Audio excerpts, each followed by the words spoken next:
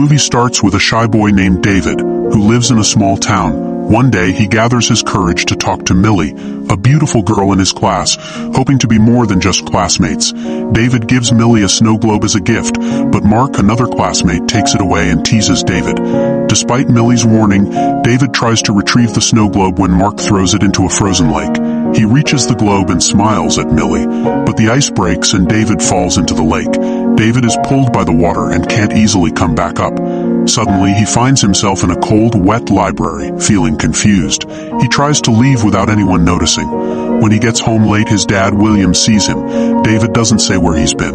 William gets mad and chases him to his room, trying to get in. Just as William is about to enter, David teleports back to the library. He realizes this new skill could make his life better.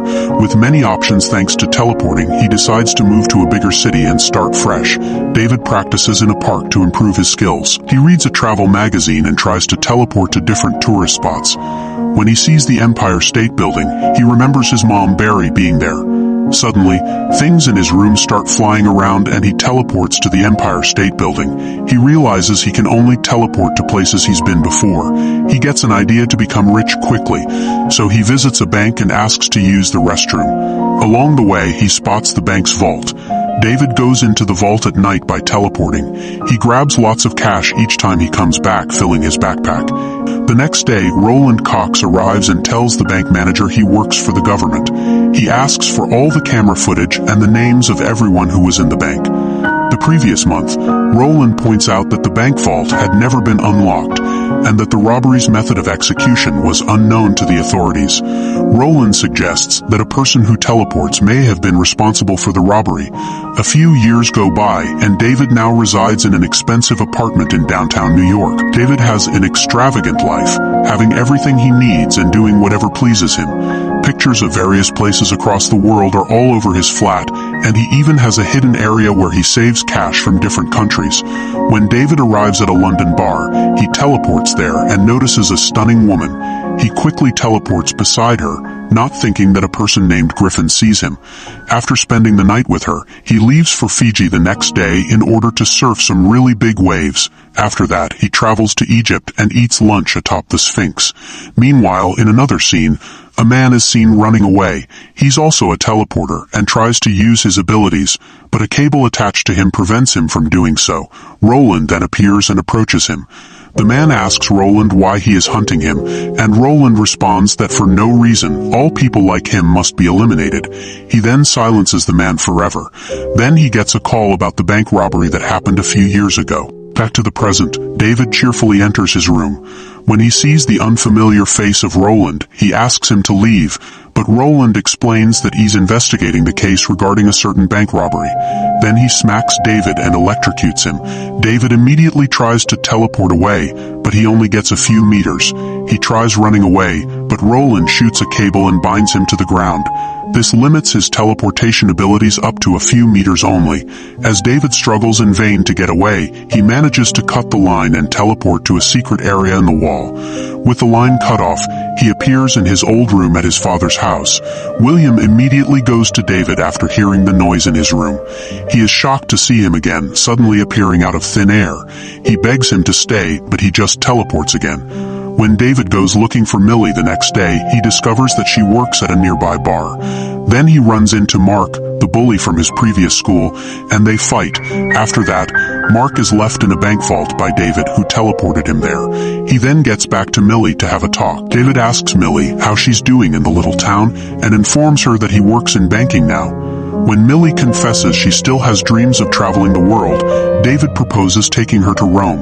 After hearing this, Millie is overjoyed and informs David that she would really like to travel. Griffin is looking intently from behind them. A few hours later, David and Millie are visiting the Colosseum in Rome. In the meantime, Roland approaches Mark outside a police station by posing as an agent of the CIA. When he questions him about what transpired in the bank, Roland finds out about Millie and discovers that she has recently arrived in Rome. At a flat in Rome, David and Millie are talking about their lives and how they have grown over the past few years. Following their passionate kiss, David and Millie have a romantic moment. David brings Millie into the Colosseum later that day, and the two of them wander around while dodging guards. David eventually runs into Griffin after separating from Millie to unlock a bar door. Griffin says he can teleport too, calling himself and others who were able to do so jumpers. A gang of people known as paladins are out to kill all jumpers. Griffin warns David, calling him out on his rich and carefree lifestyle, that it will only attract the enemy.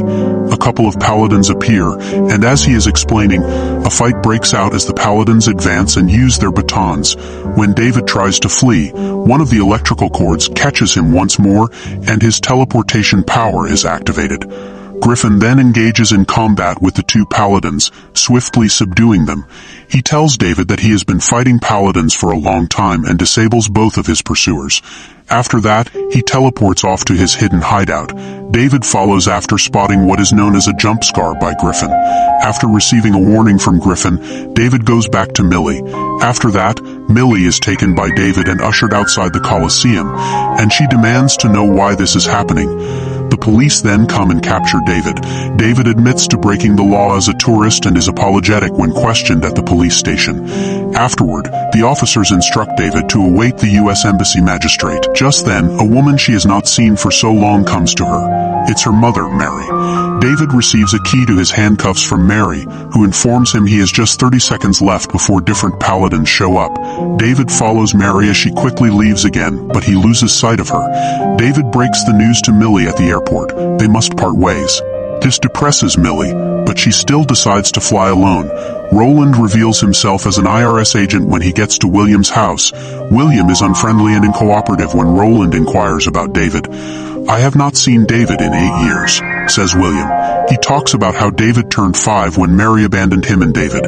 Roland declines William's request for him to go. When David gets to Griffin's hiding place, he finds that his walls are covered in images and facts about paladins all across the world. Griffin is asked by David to explain why paladins are killing jumpers. Griffin adds that the conflict dates back to the Dark Ages. Griffin claims that the paladins are fanatical religious people who think that only God should have the ability to teleport. Then he informs David that paladins will kill everyone to get to David. No questions asked. After teleporting to William, he finds him paralyzed on the floor. David realizes that his father and Millie might be in danger. Medical staff come to William's aid as he moves them to a hospital. Returning to Griffin's hideout, David wants to learn more about Roland because he plans to defend himself and his loved ones. Griffin claims it's pointless because he's been pursuing Roland for over 10 years and keeps even more wounded. David offers to assist in apprehending Roland, but Griffin declines. After that, Griffin teleports to China, but David follows, attempting to persuade Griffin to accept his offer. Griffin eventually gives up when David informs him that in relation to Millie, he knows where Roland might show up next. They choose to part ways, with Griffin going back to the hiding place to gather his weapons while David goes to retrieve Millie. When David gets to Millie's apartment, she is surprised to see David again. Millie informs him that she no longer wants to do anything with him. David hears Roland and a few other men approaching. Despite Millie's orders for him to go, David is forced to confess to Millie that he is a jumper. When Millie realizes that David has abilities, she is horrified and flees. They both teleport to Griffin's hiding place as David grabs her, sensing that danger is approaching. When Roland and the other paladins arrive at Millie's apartment, they discover it to be empty, but Roland discovers a jump scare. When they remove a device and place it beneath the jump scare, a portal begins to appear in an attempt to follow David. They are trying to reopen the jump scare. Griffin and David meet, and Griffin is furious that Millie is there. David tells Griffin about the Paladin's machine, and he warns him that taking Millie to the hideout will only make the Paladins find them. When David and Griffin visit the jump scare, they notice that it is growing bigger. Roland appears a few seconds later. While David and Griffin are hiding, he notices a photo of Mary among the recognized paladins on Griffin's wall. After that, an electrified cable is used to tag David, and he is pinned to the wall. Griffin enters with a flamethrower in his hand, and the two then engage in combat, with Griffin using his teleportation skills to obtain the upper hand. Using the Paladin's technology, Roland puts up a strong fight as well. After punching Roland out of the hiding place, Griffin teleports away, but he comes back carrying a running bus that is headed straight for Roland. Despite having little time to react, Roland avoids the approaching bus. As Millie attempts to release David, who is tied to a wall, Roland seems prepared to kill her.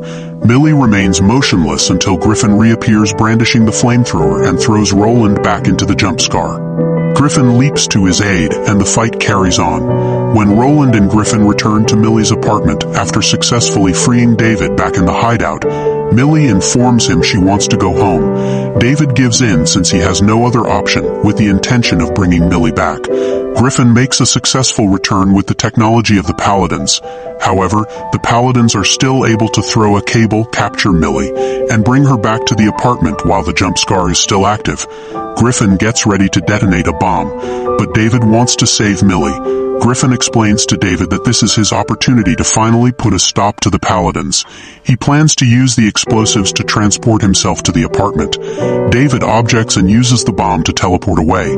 Griffin pursues him, and the two end up teleporting through numerous locales while fighting for the remote detonator of the bomb. Griffin eventually obtains the detonator. Griffin, though, is blind to the fact that a tall structure is falling onto them. Griffin is teleported inside the building by David, who then allows an enormous quantity of energy to grab him. He makes an attempt to get away, but the pylon is too sturdy to be broken through. Griffin makes an effort to talk David out of going back to the flat, claiming he can't compete with 5 Paladins, but David is committed to saving Millie. When David arrives back at the apartment and sees Millie, the 5 electrified cables that the Paladins had anchored to the apartment sting him right away. David tries to disappear by teleporting, but because he's connected to his apartment, the whole place shakes when he tries. Eventually, he manages to teleport the entire apartment to the lake where he first found his powers. Some of the Paladins drown, and most of them are unable to fight anymore. David moves the apartment back to the library. When he wakes up, he finds Roland is still alive. Then, David takes Roland and leaves him in the middle of the Grand Canyon. Later, David finds his mother, Mary. When Mary's daughter opens the door, David and Mary talk. Mary tells David she's also a Paladin. She explains she had to leave him when he first teleported at age 5 to protect him from other Paladins. David wonders what comes next. Mary says she'll give him an advantage. The movie ends with David accepted by Millie, teleporting away, ready to face challenges together. Thanks for watching. Don't forget to subscribe.